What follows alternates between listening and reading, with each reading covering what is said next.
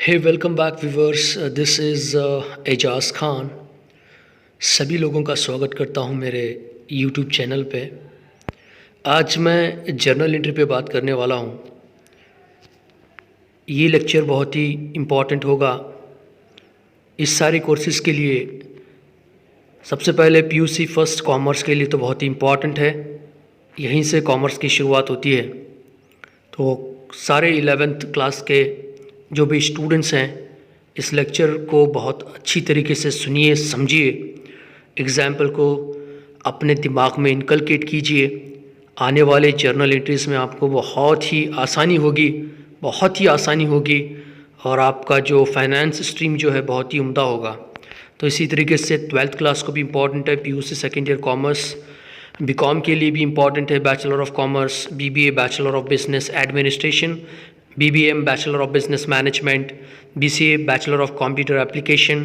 इसी तरीके से ये इम्पॉर्टेंट चार्टर्ड अकाउंटेंट के लिए भी हैं। ये सारे एक्सपर्ट होते हैं, फिर भी हाईलाइट के लिए बहुत इंपॉर्टेंट है, और बहुत सारे एग्जाम्पल इस वीडियो में दिया हूँ मैं। आप इस वीडियो को ज़रूर एंड तक देखें और अपनी नॉलेज अपग्रेडेड कर लीजिए। इसी तरीके से CWA cost and work accountant, CS company secretary, और इसके बाद आता है MCOM मास्टर ऑफ कॉमर्स।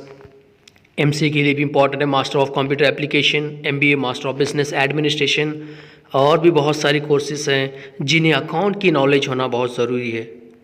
चाहे आप लिटरेट हो, इलिटरेट हो, एजुकेटेड हो या ना हो, आपको पैसों की लेन देन, डेबिट क्रेडिट तो मेंटेन करना ही है। सभी लोगों को ट्रांजैक्शन करना ही है, डे टू डे ऑब्लिगेशन। किसी को परचेज़ करना है, किसी को सेल करना है, किसी को परचेज़ रिटर्न करना है। कोई आपको रिटर्न करेगा, कभी आप परचेज़ करेंगे, किसी शॉप से ऑनलाइन करेंगे, ऑफलाइन करेंगे, जो भी हो यार, आपको अकाउंट आना ज़रूरी है।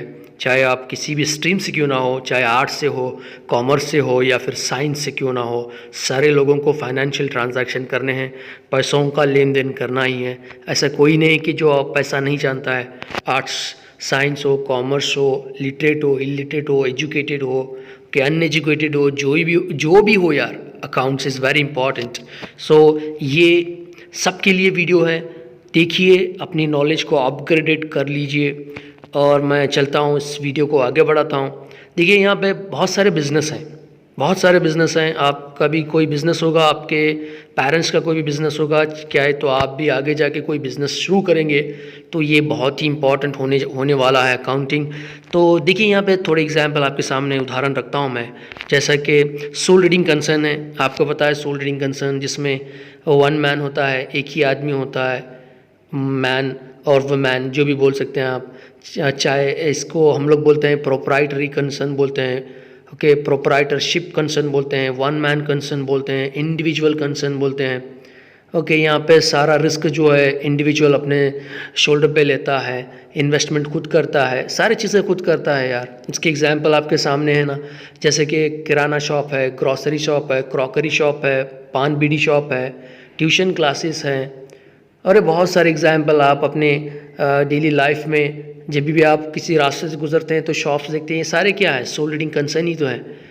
आपका ब्यूटी पार्लर भी है, वो भी सोल रीडिंग कंसर्न है, अगर एक उसका ओनर है तो। अगर दो ओनर होते हैं तो उसको सोल नहीं बोलते, उसको हम लोग बोलते हैं पार्टनरशिप फॉर्म। तो यहाँ पे मैं फॉर्म्स ऑफ ऑर्गेनाइजेशन के बारे में डिटेल बताने का मकसद नहीं रखा हूँ। मेरा सिर्फ यहाँ पे आपको अकाउंट सिखाना है।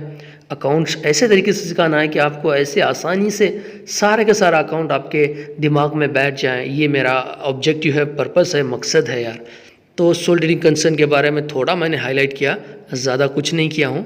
आगे बढ़ते हैं, पार्टनरशिप फर्म। देखिए, पार्टनरशिप फर्म होती है जब एक बंदे से बिज़नेस नहीं मैनेज कर पा रहा है, तो वो चाहे वो मैनेजमेंट क्यों ना हो, चाहे वो फाइनेंशियल प्रॉब्लम क्यों ना हो, तो वहाँ पे क्या होता है, पार्टनर्स की ज़रूरत पड़ती है, जहाँ पे 2 पार्टनर या फिर लास्ट 20 पार्टनर तक ले सकते हैं। अगर बैंकिंग बिजनेस कर रहे हैं तो 10 पार्टनर की हमें परमिशन है, according to Indian partnership act 1932 के मुताबिक। तो पार्टनर्स का मतलब समझ में आ गया ना आपको, एक के अलावा 2 से 4 इससे ज़्यादा 20 तक आप कर सकते हैं, और बैंकिंग है तो ज़्यादा से ज़्यादा 10 पार्टनर्स आप ले सकते हैं। अगर उससे ज़्यादा कर रहे हैं तो इलीगल पार्टनरशिप फॉर्म हो गया according to Indian partnership act 1932। Okay, ये जो सोल ट्रेडिंग कंसर्न है पार्टनरशिप फॉर्म है, अगर आप इसको चाहे तो रजिस्टर कर सकते हैं, अगर नहीं करवाना चाहें तो आपके ऊपर निर्भर है। अगर आपको कुछ बेनिफिट्स लेना है गवर्नमेंट के तो आपको रजिस्टर करना होगा। ओके, उसके अलावा मैं जीएसटी ये तो कंपलसरी आपको लेना पड़ेगा, GST number, goods and services tax number. Okay, GST बोलते हैं उसको, ट्रांजैक्शन आइडेंटिफिकेशन नंबर भी बोलते हैं। तो ये सारी चीज़ें यहाँ पे पार्टनरशिप फॉर्म के रिलेटेड है। तो ये जस्ट हाईलाइट है मेरा सोल ट्रेडिंग कंसर्न और पार्टनरशिप फॉर्म को लेकर। और उसके बाद आता है बिग पार्टनरशिप। देखो बिग पार्टनरशिप क्या होता है, कंपनीज होते हैं, बड़े कंपनीज को क्या बोलते हैं, बिग पार्टनरशिप बोलते हैं, जहाँ पे बहुत सारे लोग होते हैं जिसे साउंड फाइनेंशियल पर्सन होते हैं, पैसा लगाते हैं, उसके साथ साथ दिमाग भी लगाते हैं। कोई फाइनेंस में एक्सपर्ट होता है तो कोई मार्केटिंग में एक्सपर्ट होता है, कोई एचआर में एक्सपर्ट होता है, कोई प्रोडक्शन में एक्सपर्ट होता है, कोई रिसर्च एंड डेवलपमेंट में एक्सपर्ट होता है, कोई इंटरनल मैटर्स में एक्सपर्ट होता है, कोई एक्सटर्नल मैटर में एक्सपर्ट होता है, कोई इनोवेशन में एक्सपर्ट होता है, कोई क्रिएटिविटी में होता है। तो बहुत सारी चीज़ों को मिलाकर यहाँ पे बिग पार्टनरशिप फॉर्म बनती है। कि पार्टनरशिप फॉर्म जो है ज़्यादा लॉन्ग सर्वाइव नहीं करती, यहाँ पे कॉन्फ्लिक्ट इंटरेस्ट पैदा होता है पार्टनर्स में, और ये डिज़ोल्व होने के चांसेस भी बहुत ज़्यादा हैं। तो सोल ट्रेडिंग कंसर्न भी ऐसे ही है।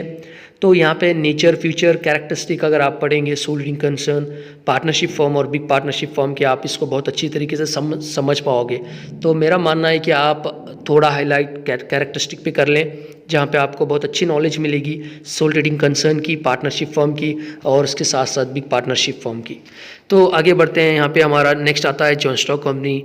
देखिए दोस्तों, ये बहुत ही इंपॉर्टेंट कंसेप्ट है। Joint stock company according to Indian companies act 1956 के मुताबिक चलता है, 1956, जिसमें देखने को मिलेगा आपको प्राइवेट कंपनी और पब्लिक कंपनी दोनों अलग हैं। प्राइवेट कंपनी अलग है, पब्लिक कंपनी अलग है। प्राइवेट कंपनी में भी शेयर होते हैं, मेंबर्स के मुताबिक होते हैं। पहले क्या था, प्राइवेट कंपनी में जो मेंबर्स की जो क्षमता थी वो मैक्सिमम 50 थी। अब जो है लेटेस्ट 2013 एक्ट के मुताबिक इसको इंक्रीज़ किया गया है, 50 से 200 किया गया है। यहाँ पे डेफिनेशन क्या बताता है, according to Indian companies act 2013, minimum 2 members and maximum 200 member in case of private company. In case of public company, minimum 7 members and there is a no limit for maximum members. तो इस तरीके से joint stock company का definition आता है। ऐसे already बता चुका हूँ मैं यहाँ पे 2 company, number 1 private company and public company. इसी तरीके से गवर्नमेंट कंपनीज़ हैं। ओके, आप गवर्नमेंट डिपार्टमेंट कह सकते हैं, बहुत सारी गवर्नमेंट कंपनीज़ हैं। आप इसको एग्जाम्पल के साथ समझ सकते हैं। आपके पास बहुत सारी गवर्नमेंट कंपनीज़ हैं, जैसा कि मान के चलो बैंकिंग कंपनी में स्टेट बैंक ऑफ इंडिया है, वो गवर्नमेंट एंटिटी है। ओके, इसी तरीके से रिजर्व बैंक ऑफ इंडिया, ये भी गवर्नमेंट डिपार्टमेंट है। बहुत सारे एग्जाम्पल हमारे सामने, यहाँ पे मैं सारे लोगों के सारे पॉइंट्स के एग्जाम्पल एक्सप्लेनेशन करता जाऊँगा तो ये वीडियो बहुत ज़्यादा लार्ज होगा, एक्सीड कर जाएगा। तो इसलिए मैं यहाँ पे हाईलाइट नहीं करूँगा ज़्यादा। नेक्स्ट बढ़ते हैं। बहुत सारी कंपनीज़ जैसे कि स्टैट्यूटरी कंपनीज़ हैं, इंडियन कंपनीज़ हैं, फॉरेन कंपनीज़ हैं और चार्टर कंपनीज़ हैं, कोऑपरेटिव सोसाइटीज़ हैं, स्केड्यूल बैंक हैं, unschedule bank, cooperative banks, Indian banks. Okay, इस तरीके से foreign banks, financial institutions, non financial institution, trust, charitable institutions, और इसको एसोसिएशंस भी बोल सकते हैं हम लोग, clubs, association, schools, colleges, religious bodies, mosque, church, temple etcetera. तो नेक्स्ट बढ़ते हैं हमारे जो मेन चैप्टर के ऊपर, जो है जो कि जर्नल एंट्री है। जर्नल का मतलब क्या होता है? Journal means daily record. Day to day transactions are recorded in a chronological order in a particular journal book. बहुत सारे डे टू डे ट्रांजैक्शंस होते हैं कंपनीज़ में, डेली लाइफ में, चाहे वो आपकी सोल ट्रेडिंग कंसर्न क्यों ना हो, चाहे आपका पान बीड़ी शॉप क्यों ना हो, चाहे आपका मॉल क्यों ना हो, चाहे आपका बुक स्टॉल क्यों ना हो, चाहे आपका ग्रॉसरी स्टोर क्यों ना हो, चाहे आपका क्रॉकरी स्टोर क्यों ना हो, चाहे आपकी ट्यूशन क्लासेस क्यों ना हो, चाहे आपका ब्यूटी पार्लर क्यों ना हो, चाहे आपका सैलून क्यों ना हो, चाहे आपका कोई और बिजनेस क्यों ना हो, एपीएमसी का बिजनेस है, वेजिटेबल सेलर्स हैं आप, कोई भी बिजनेस हो, आपको डेली ट्रांजैक्शंस मेंटेन करने होंगे अपने बिजनेस में। तो यहाँ पे मीनिंग क्या बता रहा है जर्नल एंट्री की? Journal means daily records. Day to day transactions are recorded in a chronological order in a particular journal book. Is called as journal. Daily record. मान के चलिए आपने कोई चीज़ परचेज की तो परचेज अकाउंट होगा, कोई सेल की तो पैसा चला जाएगा, सेल की गुड्स चला जाएगा, पैसा आएगा, सेल्स अकाउंट बनेगा. इसी तरीके सेल्स रिटर्न अकाउंट होता है, इसी तरीके से पेमेंट अकाउंट होता है, इसी तरीके से रिसिप्ट अकाउंट होता है, इसी तरीके से परचेजेस रिटर्न अकाउंट होता है, सेल्स रिटर्न अकाउंट होता है. बहुत सारे अकाउंट्स यहाँ पे आप मेंटेन करेंगे. Day to day daily transaction. Journal book को प्राइम बुक कहते हैं, जर्नल बुक को ओरिजिनल बुक कहते हैं, जर्नल बुक को फर्स्ट बुक कहते हैं, जर्नल बुक को इम्पॉर्टेंट बुक कहते हैं, जर्नल बुक को इनिशियल बुक कहते हैं. देखिए इतने सारे मैं नेम्स भी बता रहा हूँ, आप एग्ज़ाम में इसको लिख के आप 2 out of 2 मार्क्स ले सकते हैं. Journal, what do you mean by journal? Journal means daily record. Day to day transactions are recorded in a chronological order, and it is also known as prime book, first book, important book, initial book, original book, called as journal book. Number of example आपके सामने हैं, आप 2, 3, 4, 5 जितने मर्जी example लिख सकते हैं exam में. 2 out of 2 मार्क्स मिलेंगे आपको जर्नल के लिखने से. मीनिंग तो इस तरीके से ये जर्नल होता है. और उसके बाद हम लोग आगे बढ़ते हैं. अब मैं जो बात करने वाला हूँ सिस्टम ऑफ अकाउंटिंग की. देखिए सिस्टम ऑफ अकाउंटिंग अगर हम लोग समझते हैं तो फ्रेंड आप श्योर हो जाइए आपका अकाउंटिंग बहुत ही मज़ेदार होने वाला है. सारा अकाउंटिंग जो है सिस्टम ऑफ अकाउंटिंग के ऊपर डिपेंड है.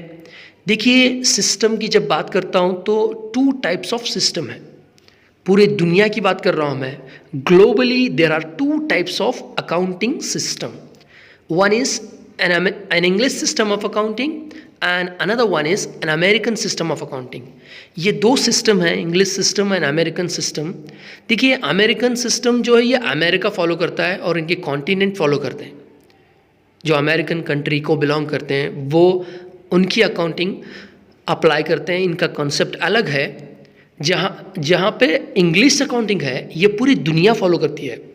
English system of accounting is accounting followed by entire globe. जब मैं दुनिया बोल रहा हूँ तो सारे कंट्री आ गए इसमें, इंडिया भी आ गया. तो अगर आप इंडिया में काम कर रहे हैं तो आपको इंग्लिश सिस्टम ऑफ अकाउंटिंग आना ज़रूरी है. अगर आप किसी और कंट्री में काम कर रहे हैं तो आपको इंग्लिश सिस्टम आना ज़रूरी है. अगर आपको अमेरिका में काम कर रहे हैं तो आपको अमेरिकन सिस्टम ऑफ अकाउंटिंग भी आना है और इंग्लिश सिस्टम ऑफ अकाउंटिंग है.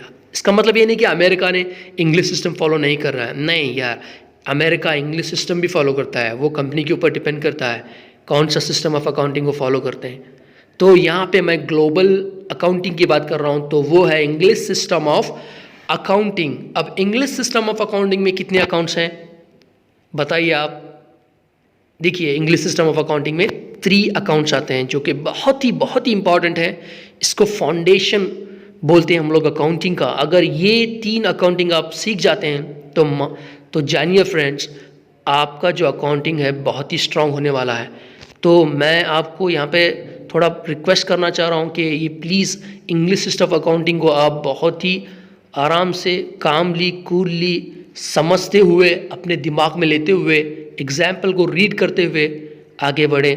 अगर आपको एग्जाम्पल में कुछ आपको स्पीड लग रहा है तो आप पॉज करें. पॉज करके उस एग्जाम्पल को अपने फेयर नोटबुक में लिखें, लिख के समझें, रिपीट करें.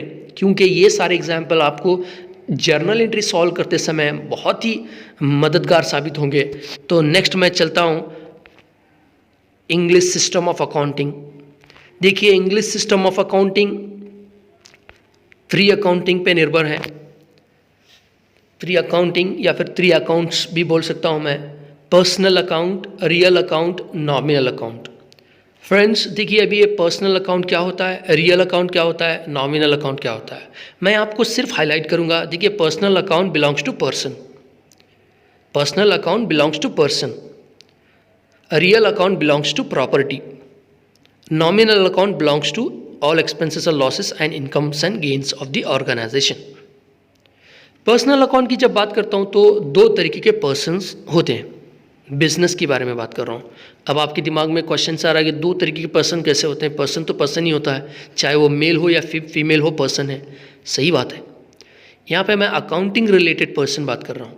देखिए, जब भी अकाउंटिंग रिलेटेड या बिजनेस रिलेटेड बात करता हूँ तो पर्सन दो तरीके के होते हैं। एक होता है नेचुरल पर्सन। क्या होता है? नेचुरल पर्सन होता है जैसे कि ह्यूमन बीइंग है। अब मैं बात कर रहा हूँ, मैं नेचुरल पर्सन हूँ। अलमाइटी अल्लाह ने मुझे क्रिएट किया है, जो भी बोल सकते हैं आप, अल्लाह, भगवान, गॉड, जो भी बोल सकते हैं आप, क्रिएटेड बाय देम। अब जो एन आर्टिफिशियल पर्सन की बात कर रहा हूँ, तो ये artificial person is not created by almighty directly. No doubt almighty created, but indirectly an artificial person is created by natural person. हमारे जैसे लोगों ने कंपनी को बनाया है। Company an artificial legal person है। Sole trading concern an artificial legal person है। Kirana shop, grocery shop, crockery shop, book shop, beauty parlour, salon shop, ये सारे कंपनी, सारे इंस्टीट्यूशन, सारे फॉर्म, सारे बिजनेसेस किसने बनाया? इंसान ने बनाया। इंसान को किसने बनाया? अलमाइटी ने बनाया। समझ में आ रही है बात? नेचुरल पर्सन हम जैसे लोग इंसान हैं, जो चल सकते हैं, जो घूम सकते हैं, जो बात कर सकते हैं, जो समझ सकते हैं, जो एहसास कर सकते हैं, जिनके पास फीलिंग्स है, वो नेचुरल पर्सन है। फर्स्ट पर्सन जो है नेचुरल पर्सन है, हमारे जैसे लोग इंसान। और एक पर्सन है N artificial legal person, created by natural person. हमारे जैसे लोगों ने कंपनी को बनाया है। कंपनी ने लोगों को नहीं बनाया, लोगों ने कंपनी को बनाया है। धीरू भाई अंबानी ने रिलायंस को बनाया है, रतन टाटा जी ने टाटा को बनाया है। इस तरीके से पर्सन दो तरीके के होते हैं मेरे फ्रेंड्स। एक होता है नेचुरल पर्सन और दूसरा है एन आर्टिफिशियल लीगल पर्सन। देखिए, आर्टिफिशियल चीज़ कौन बनाता है? इंसान बनाता है। आर्टिफिशियल चीज़ अल्लाह नहीं बनाता, अलमाइटी नहीं बनाता, इंसान बनाता है। तो ये दो तरीके के पर्सन आपको समझना है। अगर अभी भी आपको समझ में नहीं आया तो आप थोड़े एग्जाम्पल देख लीजिए, आपको समझ में आ जाएगा। यहाँ पे आपके सामने मैं चार्ट रखा हूँ, इसमें बहुत सारे एग्जाम्पल्स रखे हुए हैं। एक साइड है नेचुरल पर्सन, हमारे जैसे लोग इंसान के बारे में बात कर रहा हूँ। दूसरे साइड जो है एन आर्टिफिशियल, जो कि इंसान ने बनाया है। अब कैपिटल अकाउंट जो है, पैसा कौन लगाता है यार बिजनेस में? ओनर तो लगाता है, ओनर इंसान है। ड्राइंग्स, पैसा निकालता कौन है? ओनर ही निकालता है पैसा। अभी बिजनेस, मेरा बिजनेस है, मैं उसमें से एक 500 रुपीज़ निकाल लूँ पर्सनल यूज़ के लिए, तो ये बनता है अकाउंट में ड्राइंग्स। जब कोई ओनर पैसा लगाता है, देखिए कोई भी बिजनेस की शुरुआत होती है तो एक ओनर, देखो जो बिजनेस कर रहा है वो ओनर कहलाता है। वो पैसा लगाता है, फर्स्ट पैसा लगाता है, बाद में प्रॉफिट कमाता है। तो जब पैसा लगाता है वो पैसा क्या बन जाता है? कैपिटल बन जाता है। देखिए, कैपिटल अकाउंट की मीनिंग भी यहाँ पे बता रहा हूँ मैं आपको। 2 मार्क का क्वेश्चन आ सकता है, what do you mean by capital? Capital means amount invested in business by the owner is called as capital. Asset minus liability is equals to capital.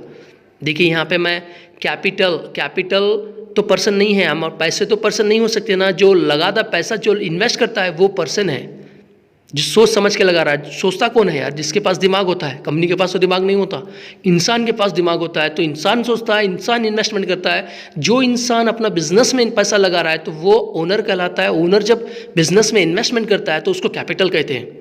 जब भी वही ओनर कुछ समय के बाद उसको ज़रूरत पड़ी तो बिज़नेस से 500 रुपये या फिर 100 रुपीज़ या फिर 500 रुपीज़ या फिर 1000 रुपीज़ वो अपने बिजनेस से लेता है और उसके पर्सनल इस्तेमाल के लिए इस्तेमाल करता है। जैसे कि for example, owner withdraws 500 rupees from his business and bought AC for his personal room और होम और whatever it could be. It means it is called as drawings account. जब भी ओनर बिजनेस से पैसा निकाल के या फिर गुड्स लेके पर्सनल पर्पस के लिए इस्तेमाल करता है तो ये अकाउंट बनता है ड्राइंग्स। देखिए, दोनों अकाउंट्स में, कैपिटल अकाउंट्स में भी, ड्राइंग्स अकाउंट में भी, यहाँ पे ओनर का पार्टिसिपेशन बहुत ज़रूरी है। Owner is a natural person है माय फ्रेंड्स। नेक्स्ट बात करता हूँ मैं आपके सामने। देखिए, थर्ड लाइन में आप देख सकते हैं कि एक्स अकाउंट। एक्स यहाँ पे मैं पर्सन को डिस्क्राइब कर रहा हूँ। एक्स एक पर्सन है, वाई एक पर्सन है। X account, vice account, Jades account, S account, बीस अकाउंट, सीस अकाउंट, राम्स अकाउंट। देखिए, अब राम यहाँ पे कंप्लीट नाम आपको नजर आ रहा है। राम एक पर्सन है, पर्सनल अकाउंट। रहीम, देखिए रहीम एक पर्सन है, पर्सनल अकाउंट। जॉन एक पर्सन है, पर्सनल अकाउंट। गीता एक फीमेल है, एक गर्ल का नाम है, गर्ल हो या फिर बॉय हो, मेल हो या फिर फीमेल हो, ये पर्सन है। कौन से पर्सन है? नेचुरल पर्सन है। Almighty created them. और इसी तरीके से सुनीताज, रेशमाज अकाउंट एंड और भी बहुत सारे अकाउंट्स हैं। आपका नाम का भी अकाउंट आप ले सकते हैं। अगर मुझे बोलेंगे तो मैं एजाज खान अकाउंट बोलूँगा, ठीक है। तो ये हो गया आपका personal, natural personal account. Personal account में सो फ्रेंड्स, इसी तरीके से नेक्स्ट अकाउंट जो होता है पर्सनल अकाउंट में, N artificial legal personal account. आप देख सकते हैं यहाँ पे एग्जांपल्स, ईके फॉर्म्स अकाउंट, जो कि ये मेरी फॉर्म है ईके फॉर्म, जिसको मैंने बनाया है। फॉर्म जो है एन आर्टिफिशियल लीगल पर्सन है, मैं जो हूँ नेचुरल पर्सन है। इसी तरीके से टाटा कंपनी अकाउंट, जिसको रतन टाटा जी ने बनाया है। बिरला कंपनी अकाउंट, जिसको बिरला ने बनाया है। रिलायंस कंपनी अकाउंट, जिसको धीरूभाई अंबानी बनाया है। मुकेश अंबानी भी चला रहा है, जियो चला रहा है, रिलायंस फ्रेश चला रहा है, रिलायंस ट्रेंड है, रिटेल है, रिलायंस मार्केट है, बहुत सारे रिटेल आउटलेट्स हैं, मोर है, ओके। ईके इंडस्ट्रीज़ है, Manappuram gold loan, Muthoot finance. Muthoot finance एक फाइनेंशियल इंस्टीट्यूशन है जो कि बैंक नहीं है, एक्सेप्टिंग डिपॉजिट एक्टिविटी इनके पास नहीं है, सिर्फ लैंड करते हैं, गोल्ड लोन देते हैं। मुथूट फाइनेंस हो, मनापुरम गोल्ड लोन हो, बजाज फाइनेंस फाइनेंशियल सर्विसेज में है, इंश्योरेंस में है, कैपिटल मार्केट में है, श्रीराम फाइनेंस। इसी तरीके से IDBI, industrial development bank of India, ये बैंकिंग में है। State bank of India, SBI जिसको हम लोग बोलते हैं, एक गवर्नमेंट एंटिटी है, इसके एसोसिएट्स भी हैं। आईसीआईसीआई है, एचडीएफसी है, housing development bank of India, Canara bank, Vijaya bank, Symbiosis international university account, और आप चाहे तो Karnataka university account, Nehru college account, Oxford college account, other colleges account, other universities account, other businesses account, other sole trading concerns account, other partnership firms account, other companies account, private, public, government, statutory, whatever it could be, all other an artificial legal persons account. इसको हम लोग N artificial legal person बोलते हैं my friends. तो personal account में दो account होते हैं, एक होता है नेचुरल पर्सन, दूसरा होता है N artificial legal person my friends. Next हम लोग आगे बढ़ते हैं रियल अकाउंट की। रियल अकाउंट होता है प्रॉपर्टीज़ अकाउंट, मैंने बता चुका हूँ आपको। अब यहाँ पे आपको देखना है सारे एग्जाम्पल्स और आपको समझना है कि रियल अकाउंट क्या होता है। देखिए, कैश भी एक प्रॉपर्टी है। इन्वेस्टमेंट होने के बाद कैश एक प्रॉपर्टी कहलाता है बिजनेस में। और इसी तरीके से स्टॉक होता है। स्टॉक में भी आपको बहुत सारे पार्ट्स हैं। ओपनिंग स्टॉक होता है, बिज़नेस शुरू करने से पहले या फिर नेक्स्ट ईयर आने से पहले जो आपके पास स्टॉक होता है उसको ओपनिंग स्टॉक बोलते हैं। क्लोजिंग स्टॉक भी होता है। क्लोजिंग स्टॉक जिसको बोलते हैं जबकि पूरा ईयर कंप्लीट हो गया है, जो आपके पास स्टॉक बचा हुआ है उसको क्लोजिंग स्टॉक बोलते हैं। क्लोजिंग स्टॉक फिर से ओपनिंग स्टॉक बनता है नेक्स्ट ईयर के लिए। ओके, सेमी फिनिश गुड्स भी होते हैं। कुछ सामान आपके पास थोड़ा पार्टली बने हैं, फिनिश नहीं हुए हैं, उसको हम लोग क्या बोलते हैं, सेमी फिनिश गुड्स बोलते हैं, जो कि आपको प्रोडक्शन डिपार्टमेंट में मिलेगा, जो कि फिनिश्ड नहीं है, अभी रेडी नहीं है कि मार्केट में जाके आप उसको सेल कर सकें। वैसे मटेरियल को हम लोग क्या बोलते हैं, सेमी फिनिश्ड गुड्स बोलते हैं, जो कि फिनिश्ड नहीं हुआ है, सेमी हुआ है, सेमी फिनिश्ड। और इसी तरीके से फिनिश्ड हुआ है बट सोल्ड नहीं हुआ, उसको अनसोल्ड गुड्स भी बोलते हैं हम लोग, उसको भी स्टॉक मानते हैं हम लोग। Opening stock, closing stock, semi finished goods, finished goods but unsold goods, ये सारे हमारे स्टॉक्स हैं। और इसी तरीके से लैंड है। लैंड भी दो तरीके की होती है, अर्बन लैंड होती है, रूरल लैंड होती है। ओके, अर्बन में आप अपने फैक्ट्री एडमिनिस्ट्रेटिव बिल्डिंग सेटअप करोगे और रूरल में आपकी फैक्ट्री बिल्डिंग होगी, क्योंकि आपको रॉ मटेरियल चाहिए तो रूरल में मिलेगा, लेबर चाहिए तो आपको चीप लेबर रूरल में मिलेंगे। इस तरीके से आप अपनी फैक्ट्री को रूरल एरिया में सेटअप करेंगे, जहाँ पे आपका जो रॉ मटेरियल आपको आसानी से और इजी तरीके से और कम कॉस्ट में मिलेगा। लैंड इसको बोलते हैं, अर्बन लैंड, रूरल लैंड, आप अपने दिमाग में रख लीजिए। बिल्डिंग्स, फैक्ट्री बिल्डिंग होती है, एडमिनिस्ट्रेटिव बिल्डिंग होती है, ओके, रूरल में, अर्बन में, ओके, हेड ऑफिस जो बोलते हैं आप। तो इस तरीके से बहुत सारे अलग अलग टाइप के बिल्डिंग्स भी होते हैं। प्लांट होता है, प्लांट जहाँ पे आपका प्रोडक्शन होता है, फैक्ट्री बिल्डिंग जहाँ पे मशीनरी को आपने सेटअप किया है उसको बोलते हैं प्लांट। उसके बाद होता है मशीनरी, बहुत सारे मशीनरी यूज़ करते हैं हम, ओके, मशीन, बड़े बड़े मशीन्स होते हैं। ओके, मशीन भी बहुत अलग अलग टाइप्स के होते हैं और ये प्रोडक्शन के ऊपर डिपेंड करता है। इस तरीके से फर्नीचर चाहिए होता है आपके एडमिनिस्ट्रेटिव बिल्डिंग के लिए, और सारा फर्नीचर आपने लगाना है। और उसी तरीके से फैक्ट्री बिल्डिंग में भी थोड़ा बहुत फर्नीचर होना बहुत ज़रूरी है प्रोडक्शन मैनेजर के लिए, ऑफिस के लिए।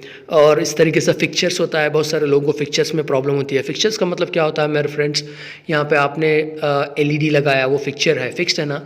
एसी लगाया आपने, वो भी फिक्स्ड है, फिक्चर कहलाता है। और इसी तरीके से फ़ैन आपने लगाया, वो फिक्स्ड है, वो फिक्चर है। आपने प्रोजेक्टर लगाया है, वो फिक्स्ड है, वो फिक्चर है। आपने बोर्ड लगाया, वो फिक्स्ड है, फिक्चर है। जितने भी आइटम फिक्स्ड होते हैं बिल्डिंग्स में, चाहे वो ऑफिस बिल्डिंग हो, चाहे वो एडमिनिस्ट्रेटिव बिल्डिंग हो, चाहे वो फैक्ट्री बिल्डिंग हो, तो सारे फिक्स्ड आइटम जो है फिक्चर्स होते हैं। तो इसी तरीके से फर्नीचर होता है, सॉरी मोटर व्हीकल होता है। तो बहुत सारे लास्ट में आपको सप्लाई करना होता है अपने प्रोडक्शन डिपार्टमेंट से अपने गोडाउन तक, गोडाउन से लेकर होलसेलर तक, होलसेलर से लेकर रिटेल तक, जो भी व्हीकल आप इस्तेमाल कर रहे हैं। ओके, जैसे कि 2 व्हीलर भी हो सकता है, 3 व्हीलर भी हो सकता है, 4 व्हीलर भी हो सकता है, 6 wheel, 10 wheel, 12 wheel, depend upon the nature of production and your product. So this is all about real account. इसी तरीके से आपको लूज टूल्स भी होते हैं जो कि आपको प्रोडक्शन डिपार्टमेंट में देखने को मिलते हैं, वो भी सारे आपकी प्रॉपर्टी है ना।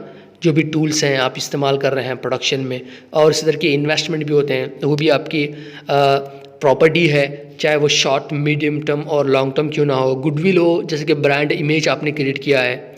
जब मैं बोलता हूँ टिंग टिंग ट्रेडिंग, आप बोलते हैं ब्रिटानिया, तो ये गुडविल बन गया है मार्केट में, ब्रांड इमेज क्रिएट किए हैं आपने कि रिलायंस का बहुत अच्छा गुडविल है मार्केट में, टाटा का बहुत अच्छा गुडविल है मार्केट में।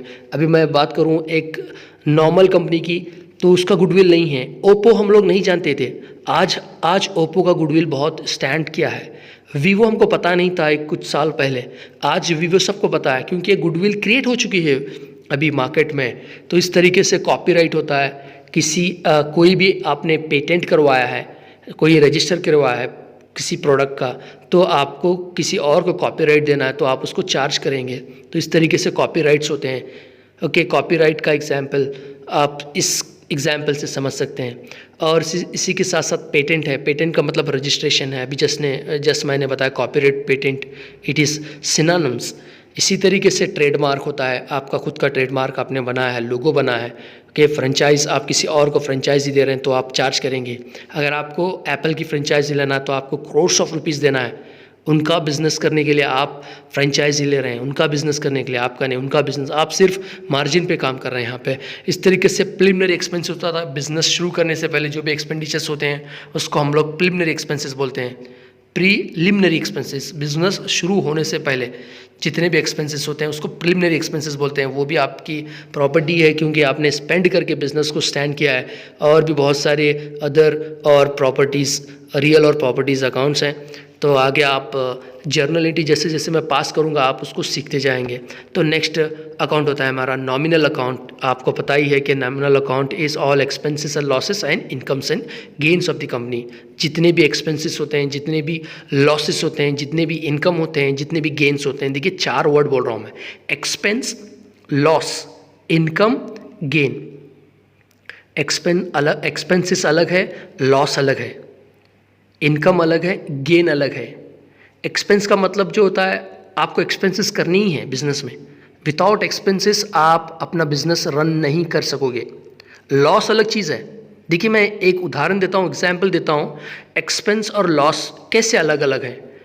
मान के चलिए आपको कुछ प्रोडक्ट बनाना है, आपको क्या करना पड़ेगा, एक्सपेंसेस करना पड़ेगा।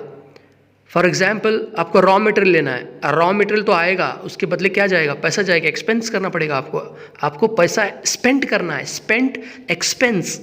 समझ में रही बात। तो रॉ मटेरियल आएगा तभी तो प्रोडक्ट बनेगा।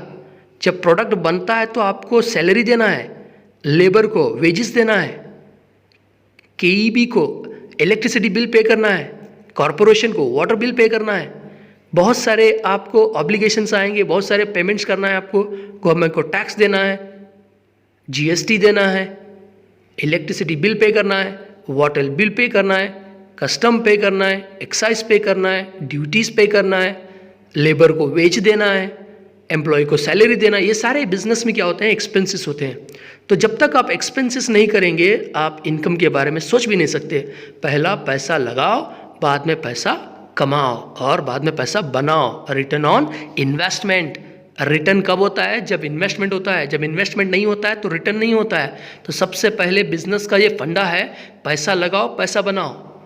तो नॉमिनल अकाउंट क्या बोलता है, ऑल एक्सपेंसेस एंड लॉसेस। देखिए एक्सपेंसेस तो आपको समझ में आ गया। अब लॉस क्या चीज़ होती है, लॉस ये होती है जैसे मान के चलिए आपने एक असेट परचेस किया, जैसा कि मान के चलिए आपने एक व्हीकल परचेस किया, व्हीकल टाटा एस, मान के चलिए टाटा एस है, वो आपने परचेस किया। आपने जब परचेस किया था उसका कॉस्ट था फॉर एग्जांपल एक 10 लाख रुपीस, मान के चलिए आपने उसको 5 साल इस्तेमाल किया। 5 साल आपने उस मशीन को, उस टाटा एस को, उस व्हीकल को इस्तेमाल किया, तो 5 साल के बाद उसकी वैल्यू क्या होगी, डिक्रीज़ होगी। उसकी वैल्यू डिक्रीज़ होगी। जब डिक्रीज़ होगी फॉर एग्जांपल आप 10% मान के चलिए डिप्रिसिएशन, तो हर साल 10% डिप्रिसिएशन डिक्रीज़ होता है। 10 लाख का 10% होता है, 10 लाख का 10% 1 लाख होता है। 10 lakh into 10 divide by 100 equals to 1 lakh. 5 साल के बाद अगर आप फिक्स्ड डेप्रिसिएशन चार्ज करते हो तो वैल्यू बन गई 10 लाख से 5 लाख। अगर मार्केट में वो व्हीकल, जो आपकी व्हीकल है, उसका जो डिमांड है वो सिर्फ और सिर्फ 4,50,000 है, उसके ऊपर कोई देने के लिए रेडी नहीं है। आप बता रहे हैं कि आपकी बुक वैल्यू बोल रही है 5 लाख, बट मार्केट में डिमांड चल रहा है 4,50,000, तो आपको वहाँ पे 50,000 का नुकसान आपको बेयर करना पड़ेगा। आप बेयर करेंगे तो यहाँ पे 50,000 का नुकसान हो गया। अगर मान के चलिए ऐसे सेम एग्जाम्पल में आपकी व्हीकल की वैल्यू 50,000 है, सामने वाला पार्टी आपको 5 लाख है, आपको सामने वाला पार्टी 5,50,000 देने के लिए रेडी है, तो इसका मतलब जो है आपको 50,000 एक्स्ट्रा आ रहे हैं, तो ये आपके लिए गेन होगा। क्या होगा, गेन होगा। प्रॉफिट अलग है। प्रॉफिट किसको बोलते हैं, आप बिजनेस कर रहे हैं, आपको वहाँ से रिटर्न आ रहा है, तो वो आपका प्रॉफिट है। बिजनेस के अलावा कुछ अलग इनकम आ रही है, उसको बोलते हैं हम लोग गेन। जैसा कि आपको इंटरेस्ट आ रहा है वो गेन है, जैसा आपको किसी कंपनी से डिविडेंड आ रहा है वो गेन है, आपने कहीं और इन्वेस्टमेंट किया है उसका पैसों का आपको इंटरेस्ट आ रहा है वो गेन है। आपकी एक्सपेक्टेशन के मुताबिक आपकी व्हीकल की वैल्यू 5 लाख है, आपको 5,50,000 आ रही है, वो गेन है। तो समझ में आ रही बात आपको, यहाँ पे एक्सपेंस अलग है, लॉस अलग है, इनकम अलग है और गेन अलग है। तो इस तरीके से expenses and losses, income and gain account is called as nominal account. समझ में आ रही है बात आपको? तो यहाँ पे आप एक सारे एग्जाम्पल देख के समझ सकते हैं कि देखिए आपके सामने एक चार्ट आ गया है फिर से। ये सारे एग्जाम्पल नॉमिनल अकाउंट के हैं। ये एक्सपेंसेस भी इंक्लूडेड है, इनकम भी इंक्लूडेड है, लॉसेस भी इंक्लूडेड हैं। देखिए ज़रा पढ़ते हैं। Purchases account, purchases return account, sales returns account, salary account, wage account, commission account, interest account, bad debts account, rent account, royalties account, printing account, stationeries account, postage account, telegram account, cartage account, coolie और hamali account, tips to peon account, advertisement account, samples account, dividend account, carriage account, freight account, repairs account, depreciation account, appreciation account, custom account, excise account, duty account, other expenses and losses account, other incomes and gain account and other nominal accounts. तो ये सारे के सारे example हैं nominal account के। देखिए आप इसको समझिए, 1 बाय 1 पढ़िए, आपको समझ में आएगा और आप इसको दिमाग में रखिए। जब मैं आपको प्रैक्टिकली जर्नल एंट्री पास करके बताऊंगा तो ये सारे आप मुझे बताना है। मैं आपको पूछूंगा डिविडेंड अकाउंट कौन सा अकाउंट है, तो आप मुझे बताना है नॉमिनल अकाउंट है। कैश अकाउंट कौन सा अकाउंट है, तो आपको मुझे बताना पड़ेगा ये रियल अकाउंट है। एक्स अकाउंट किससे अकाउंट से बिलोंग करता है, तो आपको बताना है कि पर्सनल अकाउंट से करता है। टाटा कंपनी कौन से अकाउंट से बिलोंग करता है, तो आपको बताना है पर्सनल अकाउंट से बिलोंग करता है। तो इस तरीके से सारे अकाउंट्स यहाँ पे हैं। प्लीज़ आप इसको समझिए, समझ के आप इसको नोट बनाइए, प्रैक्टिस कीजिए। मेरे नेक्स्ट वीडियो होगा जर्नल एंट्री गोल्डन रूल के ऊपर। गोल्डन रूल जैसे ही बताऊंगा मैं जर्नल एंट्री पास करूंगा। 1 बाय 1 20 तक जर्नल एंट्री करेंगे, 18 से 20 जर्नल एंट्री पास करेंगे, वो सारे जर्नल एंट्री को कवर करेंगे। सिर्फ यहाँ पे कंपाउंड जर्नल एंट्री नहीं होगी, सिंपल जर्नल एंट्री होगी। जैसे ही मैं सिंपल जर्नल एंट्री कंप्लीट करूँगा उसके बाद मैं कंपाउंड जर्नल एंट्री करूँगा। Thank you so much my dear friends, have a very nice and good days. Thank you.